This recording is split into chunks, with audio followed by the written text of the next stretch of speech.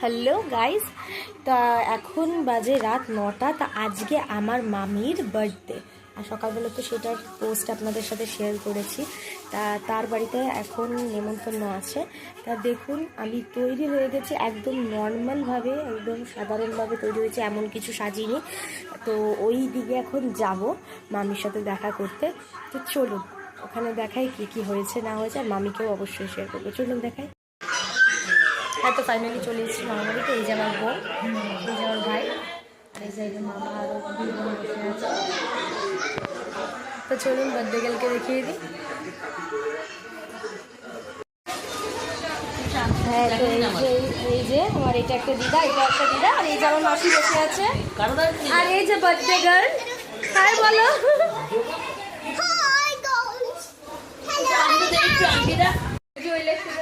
হ্যাঁ, তো এখন কেক কাটিং চলছে, চলুন দেখাই।